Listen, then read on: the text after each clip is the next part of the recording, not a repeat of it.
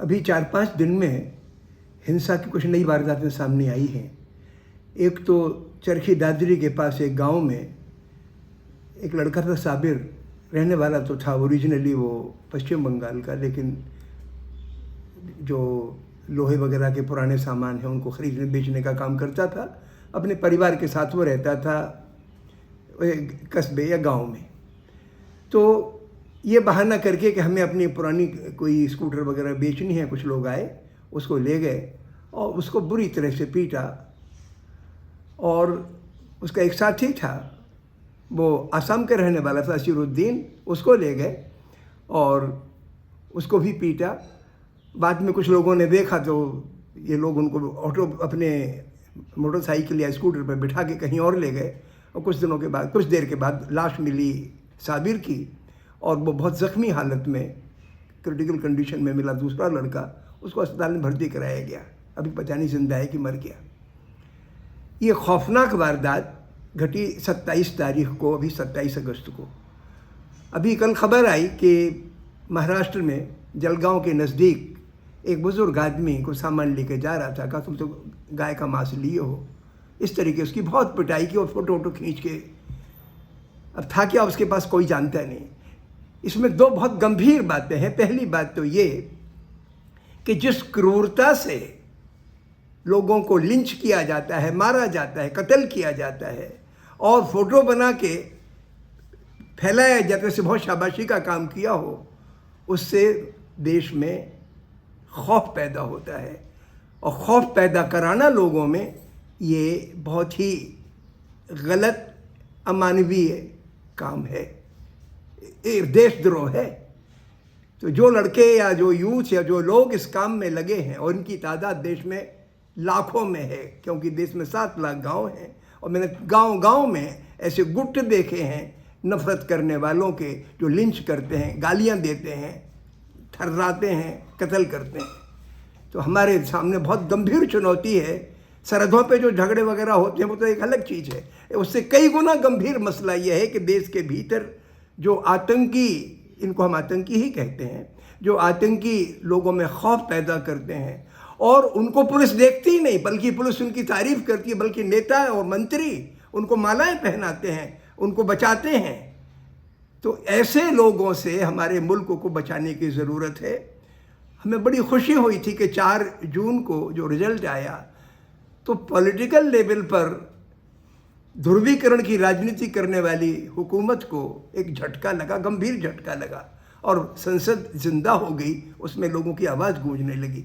लेकिन समाज तो बहुत बड़ा है संसद से, इसमें हर समझदार आदमी की जिम्मेवारी है कि अगर आपके इलाके में ऐसी वारदात होती तो आप उसको रोकें, कम से कम शाबाशी तो हरगिज़ न दें, और प्रशासन को मुस्तैद करें, तायद करें, उसको कहें कि आपको ऐसे लोगों पे कार्रवाई करनी है।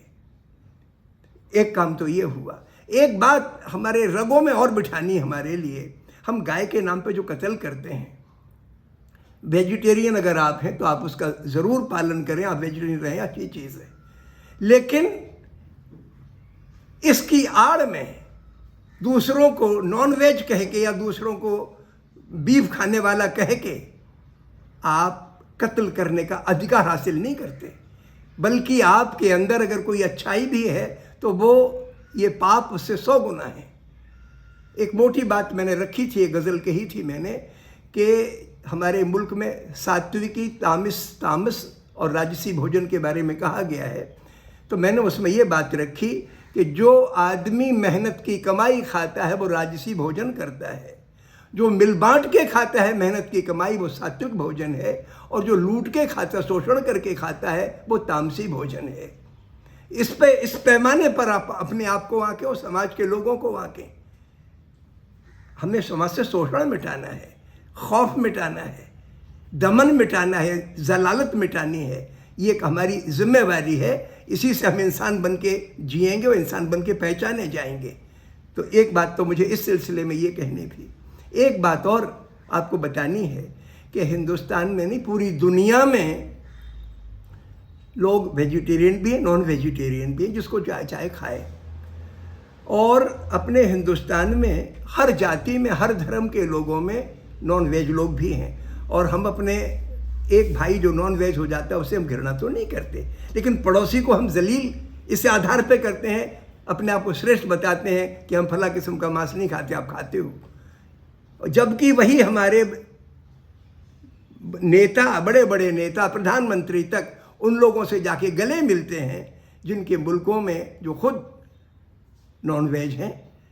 तो ये क्या बात हुई कि हम मेहनत करने वाले लोगों को, जो अपनी ईमान की रोटी खाता है, उसको तो जलील करते हैं शक करके कि तुम फला किस्म का गोश्त खाते होगे। और उन लोगों से जो सचमुच खाते हैं हम गले लगते हैं, उनकी जी हुजूरी करते हैं, उनके सामने सर झुकाते हैं। ये हमारी गिरावट का प्रतीक है, हमारी ऊंचाई का प्रतीक नहीं है। और आखिरी बात मुझे ये कहनी है कि किसी भी मुल्क में रहने वाले जो लोग हैं उनको पूरी इज्जत और आज़ादी से रहने का, हर बच्चे को, हर लड़की को, लड़के को, हर धर्म वाले को। और एक बात इसमें समझने की ये है कि जो आदमी मेहनत कश है वो मुल्क का खाता नहीं, मुल्क को खिलाता है। यानी किसान, मजदूर और कारीगर देश का नहीं खाते, देश को खिलाते हैं। जब हम इस बात को समझेंगे तब हम इंसान बनेंगे और सच्चे देशवासी बनेंगे, सच्चे हिंदुस्तानी बनेंगे। इस बात को पहचानने की ज़रूरत है। मैं चाहता हूँ कि हम नफ़रत का जो माहौल है मुल्क में, उसको मिटाने में अपनी ज़िम्मेदारी अदा करें। बहुत बहुत शुक्रिया।